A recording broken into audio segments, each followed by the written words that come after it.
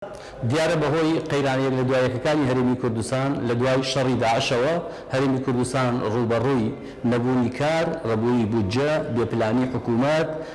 قەیرانی دارایی گەورە و هاوڵاتیان تووشی نەبوونیەکی یەکجار زۆر بوونە. ئەمە ژوای کردووە بە حکمی ئەوەی لە ناوچەکانی پارێزگاکانی تری عێراق لەوێ موچە بەردەوامە، پاشەکەوتی موچە نیە، لێبڕینی موچە نیە و ئەوان شوێنەکەیان ئاوەدانترە لەبەرەوە بەشێکی زۆری هاوڵاتیانی عەرەب لە پارێزگاکانی تری جنوب و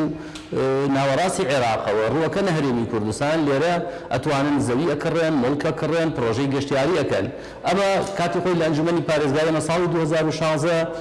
لەبەر پاراستنی دیمۆگرافیای سنووری پارێزگای سلێمانی بە شێوەیەکی کاتی مەنعمان کرد، بەڵام ئەم بابەتە بعدێکی دەستوری هەیە لەبەرەوە مەنع ناکرێ. بەڵام بەڵێ هەرێمی کوردستان ئێستا لە بەردەم مەترسیەکی و لێشاوێکی گەورەی هاتنی عەرەبەکانی ناوەڕاست و باشووری عێراقە کە دێنە ئێرە سوود لە یاسا بەرکارەکانی حکوومەتی هەرێمە بینن، بۆیە ئەم یاسانە بۆ پاراستنی دیمۆگرافیای هەرێمی کوردستان بۆ ئەوەی جوڵەیەکی ئابووری باشە بێ ئاساییە. دەستوور ڕێگەی داوە هەرێ سێکتەر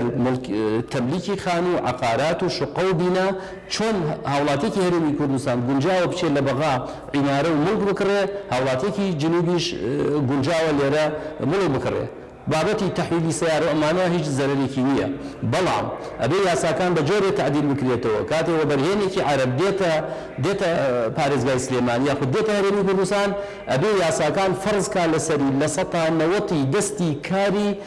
کوردی بەکاربێنێت. چونکە ئەوە گە پرۆژەیەکی گەورەی ئیسtismاری هەیە، پێویستی بە 2000 کارمەندە. ئەگەر کارمەندەکان کارمەندی عەرەب یا کارمەندی بیانی بێنێ، ئەو کاتە لێرە کاتێک کەزانی هەموو شارەکان پڕە بن، ئەوانە خواردنیان پێویستە، سیارەیان پێویستە، مڵکیان پێویستە، عەقار ئەکڕێن، ئەو کاتەوە بینی بەشێکی زۆری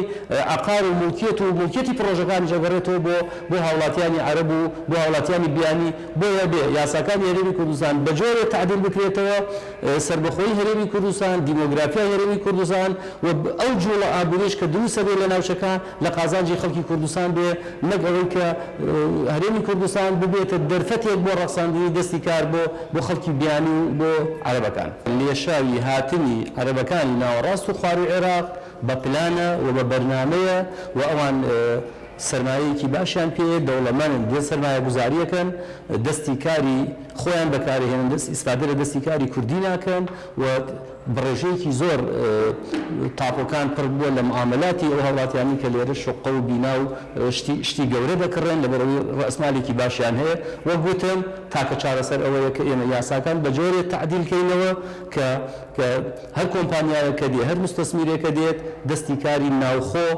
زاڵکە لە 190 دەستی کاری ناوخۆ هەبێ و ڕێگە بگرێت بە کۆمەڵە معلق کرێ بە کۆمەڵە شەرت و شروط و کەفیلیان هەبێ و زەمانێکی لەژێر چاودێریکی وردی زیاترا بن بۆ ئەوەی هیچ دێکەوتێکی خراپ و هیچ مەترسێکی خراپی لێ نەکەوێتەوە. ئێستاژ ئێمە توانین لایەنە پەیوەندیدارەکان ئاگادار بکەینەوە و هۆشداریەک بین بە پەرلەمان بەشێکی زۆری ئەو